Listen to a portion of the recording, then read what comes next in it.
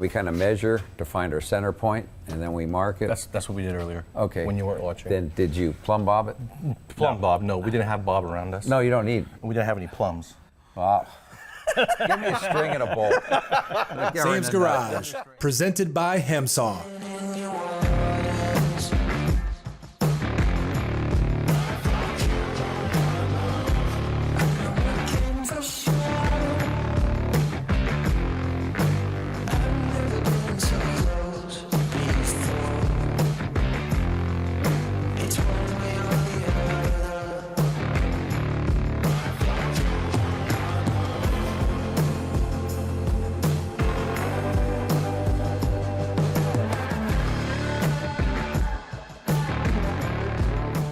On this episode of Sam's Garage, Sam and Kevin installed a new clutch pedal assembly in the 68 Chevelle. Sam and Doug begin the process of mocking up the new front end for the 57 Thunderbird.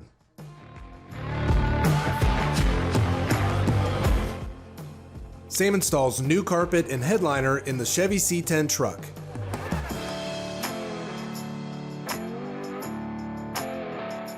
Then Sam completes the torque converter upgrade in the 84 Buick T Type.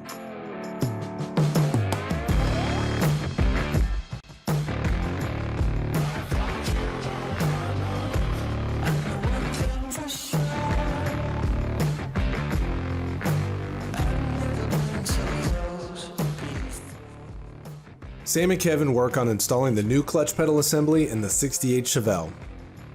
They're using a new clutch master cylinder from American Powertrain. Kevin uses this opportunity to prototype their Lokar clutch pedals to work with the new master cylinder.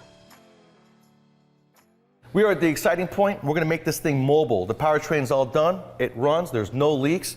We're going to go back with a very nice set of pedals. But we have a little issue.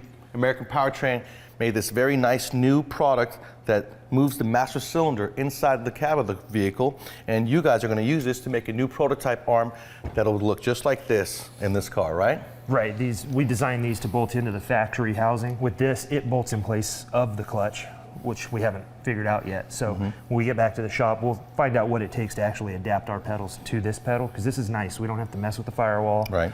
We don't have to put our master outside. This still looks original under here, because we'll find a nice discreet place to put this. And that's a nice aluminum reservoir. Right, so we'll get under there, we'll get everything hooked up, we'll see how this whole thing runs. I love the throttle pedal, the bracket that Travis designed and made for this thing. Takes the guesswork out of the end user. Right. You got the original factory mounting bolts for this, and then you got a nice stout bracket that's going to keep the throttle pedal in place. Yeah, it's another example of how we prototype as we work on stuff. So it's always important to keep working on different things, mess with stuff. That's how you come up with good, innovative stuff. That is exactly right. Only worst part about this is we're going to have to get up under the dash to install these pedals, and you know, we're getting older and older every day, and it hurts a little bit more. You're getting older. That's enough. So it's already kind of a cramped space down there, so I can't really help Sam. It's just, you got to get your hands up in there. It's not the easiest thing, but once you figure out where the clips are and the pins, it's really kind of a simple task. It's just, you got to be a little bit flexible.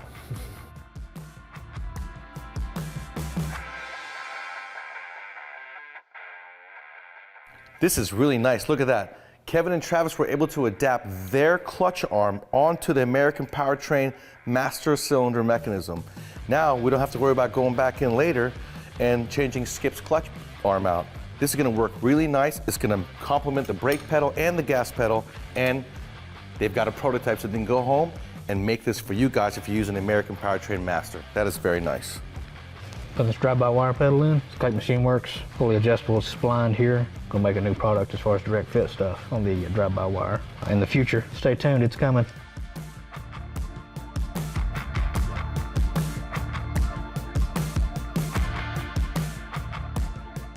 Well, Skip's Chevelle is almost mobile. Hopefully you like it, Skip. We got the slave cylinder and master completely bled. Now, you guys didn't see me bench bleed the master because it's one component, so it's not going to take a long time anyways. But if you were to have a brake master cylinder, you want to bench bleed that. And the only reason you would bench bleed it is to cut the time of bleeding it in half on the car.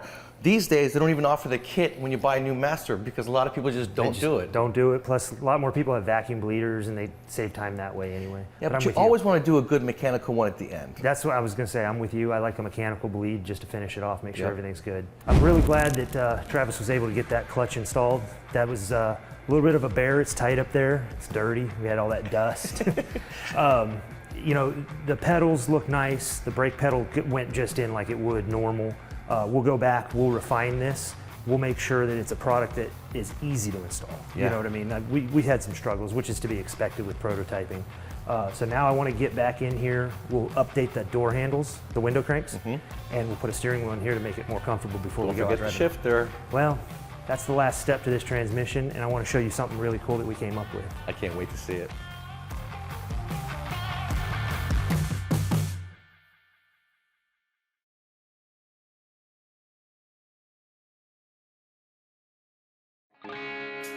Sam's Garage, presented by Hemsaw.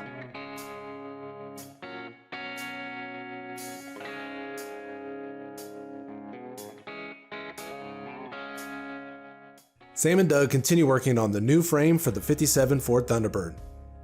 It's time to start the initial process of mocking everything up to see how well the new frame fits. They start with the front end, carefully measuring and positioning the new spindles.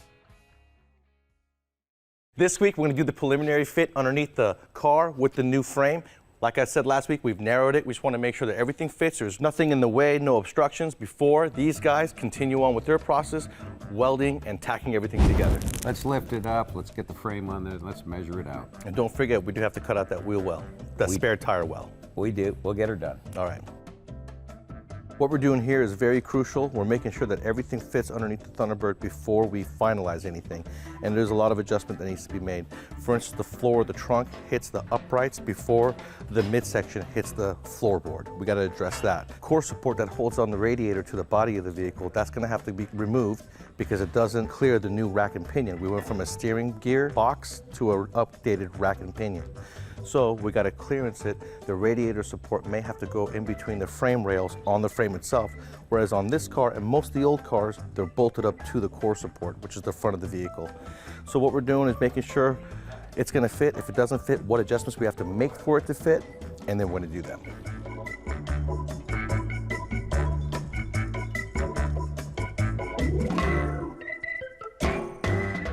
All right, so what we're going to be doing is mocking up the passenger side front suspension.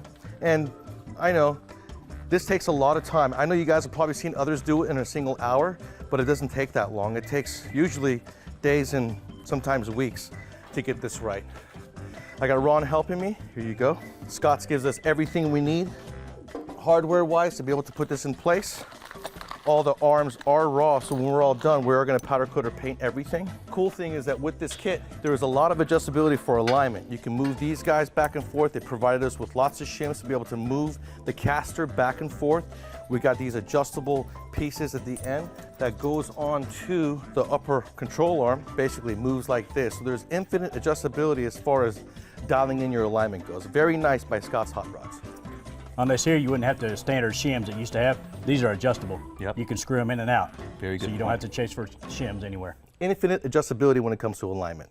Tech tip is to check where your spindle is at. In order to do that, we're going to put up a little plumb bob with nothing more than a string and a weight on the end. It could be a nut. And so what I'm going to do is I'll put it up, and if I want to see the exact location of the spindle, I'm going to slide this until I can see it, and then I can go ahead and then read where I'm at on my tape. But if you use a plumb bob, it's the easiest way to be able to find exactly where your spindle is inside your wheel well. And the back portion is going to be a little bit longer than your front portion, so when you turn your tires. We're doing this step by step. It takes time, lots of time. You got to measure, measure, measure, check fits, make sure everything is cool, because we're dealing with a lot of money, huge investment, and we want the car to be perfect when it's all done. That way you enjoy your ride instead of getting rid of it at the auction. Yeah. No, Sam, that's absolutely true. The amount of time that it takes, we could have gone out and bought a chassis.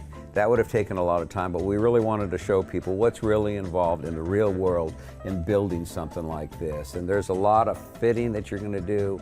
You got to check and check and check, put the body on, look at it, double check. and you're going to make some changes. Some of the things that you're going to see is not exactly the way you thought it was going to go, but that's normal. And always remember, if you think it's going to take an hour, it's going to take 2 or 3. If you guys notice, my washers are not in the places they need to be, so we're just mocking things up. We'll put the washers correctly in the places they need to be when we finalize the front end along with the rear end. But now the front end is done, it's mocked up. We're going to go onto the rear end and mock it up. Sounds like a plan.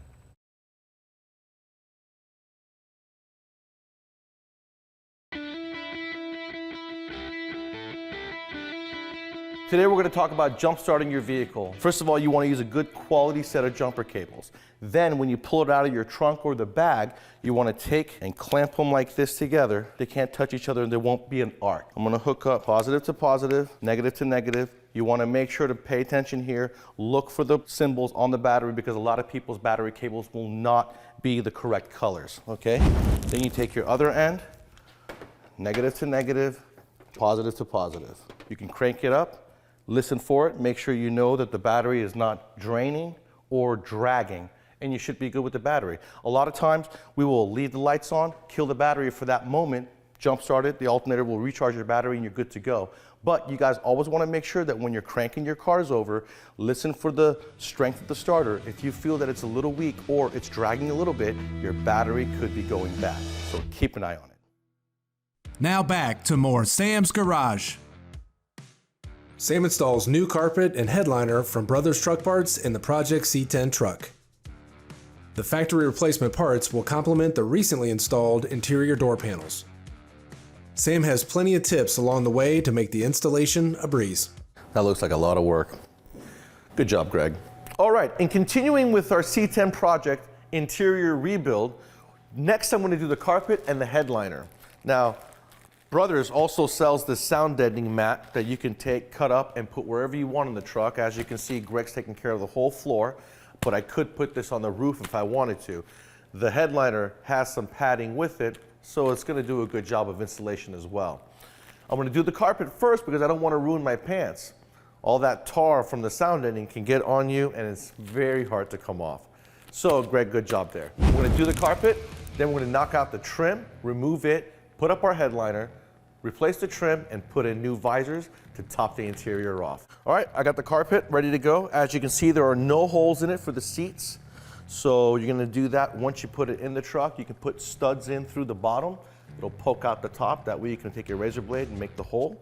Or you can find the holes before, put screws in through the top, and that way you got the head of the bolt sticking out and you know where to put the razor blade holes. To put the back piece on the carpet, we're gonna use Velcro. We're gonna put the Velcro on top, and then the carpet backing has the receiver side of the Velcro, and it just stays in place. But first you want to clean everything off so that the glue on the Velcro adheres really good, because ultimately that's what's holding on your carpet. Now this truck has speakers from the factory right there. This carpet is going to have to go behind that speaker grill. So I'm going to remove that speaker, put the carpet behind it, drill some holes, and put the speakers back. All right, now that the floor is done, it's time to tackle the roof. I'm gonna take off all the trim, pull down the headliner and the visors. I went to Brothers, got all new parts, visors, brackets, headliner. I'm gonna reinstall those now. Now that I've got everything removed, you guys can see where the visors go in. There's gonna be a hole and 3 receivers. I'm not gonna cut the hole in the headliner until I have it in place and screwed in so that you can feel it. They've already got an area where you can cut the hole out and make that nice and tight. Same thing with the dome light. I'm gonna put the wire in. I'm not gonna put the hole in there yet because I can put the hole in afterwards. It's already there for us to do it. All right, I'm gonna get Julie to hold it for me in place while I screw it in.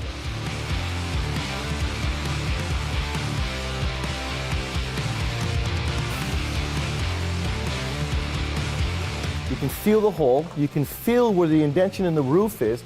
On each side of this is going to be 3 catches for your screw to go through. You're going to take an X-Acto knife. We're going to poke a hole, peel back the headliner in, not out, and then we're going to very carefully screw our screws in, because the last thing you want to do is for the screw to catch the headliner material, and as you're screwing that screw in, it's just pulling the headliner apart. So be careful there. Looks really good. It's coming along. The headliner fits nice. All the trim looks good. The carpet, that really set off the interior. Now remember, when you guys are doing your headliner and you're putting your visors in, make sure to put the visor up against the headliner and it fits the indentation before you put it onto the mount itself. There is a left and right, and then you can also flip it. Put a little lube on the shaft and then put the visor in. It's not gonna go in all the way, so be careful. This thing is really coming along. Next, we're gonna be attacking the seat and we're gonna recover it. If you guys want your truck to look as good as this one does in the interior, make sure to check out Brothers Truck Parts because they are your #1 source for 1947 to 1987 GMC and Chevy truck parts.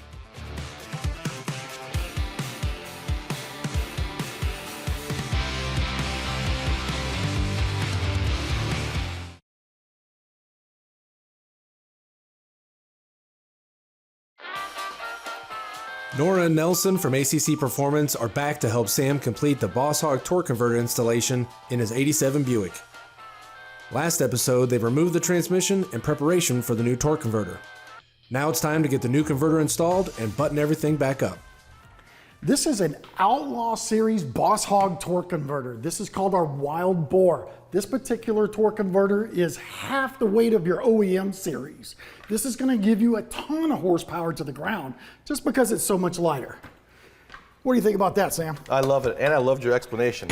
Now, you said it's going to make 50 horsepower to the ground just due to the weight. Yes. That's huge. Rotating mass means everything. That really does. Nelson and I are ready to install our Boss Hog Torque Converter in this beast. This is going to have an 83 millimeter turbo. It's going to put down a lot of horsepower, and this is exactly what we need. So let's get started. All right, so Nelson and I are going to remove this big heavy torque converter. Make sure you have a chain on your jack stand, or you got someone in the back holding the back of the transmission in order to keep it from seesawing, because this is very, very heavy. If you guys don't have that upper bolt in the transmission's bell housing to bolt up to the car itself, you'll actually crack this thing. So if you just bolt up these in the perimeter and you're making a whole bunch of horsepower, you're gonna crack that bell housing. And on a 4L80, the bell housing is incorporated into the body of the transmission, so it's basically gonna cost you a transmission. You don't wanna do that. Find one with that upper bolt incorporated into the housing, and that way you'll have good peace of mind when you bolt it all together. So now when you guys are going back in with your new torque converter, it's very important to take a little fluid. That'll keep it from having a dry start when you first crank the car. Then you also want to take a little bit and lube the snout so that when it goes into the ears of the pump, you're not going to have any binding and destroy that front seal. Now you see right here on the torque converter, there's two little notches that are going to go into the ears of the pump on the front of the transmission. It's very important that once you guys lock your torque converter in, you're going to feel 3 steps before it's actually bottomed out. You really want to make sure you feel that 3rd step. And then when you put it up in your car and you're bolting it to the flex plate, you want to make sure that the torque converter only comes out at least maybe a 1/16 of an inch to an 1/8, because then you're going to come out of the ears of the pump and you're going to damage that pump. If you're in too far, you're going to damage that pump. So that's very important. Also, the factory one is going to have a coarse 3/8 bolt. Nelson's going to provide you with a metric bolt for the new torque converter. And don't forget, guys, if you're making a bunch of horsepower like we are, anything over 500 horsepower, the 4L80 in a stock form can actually handle 800 to 1,000 if you put a good torque converter in it.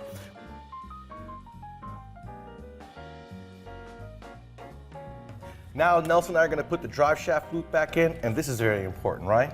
It sure is. You know, what's going to happen is that if ever your drive shaft fails and it comes down, it can catapult the car forward and cost you a really bad day. So we're going to put this in place, and if anything ever happens, it's going to keep him safe. We're all done here. We got the torque converter done. We put our fluid in. Now what we're going to do is check and make sure we have no leaks. I'm going to have Nora do the honors. I'm going to turn the key. I'll let you know when to hit that button. Oh, there's the fuel pump. You hear it? Go ahead and hit it. See what happens.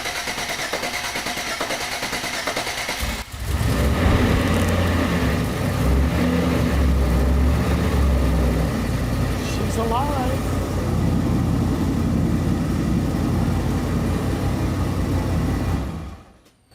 That sounds good. And there's a lot less smoke in the garage this time because I did a little tuning on the Holley EFI.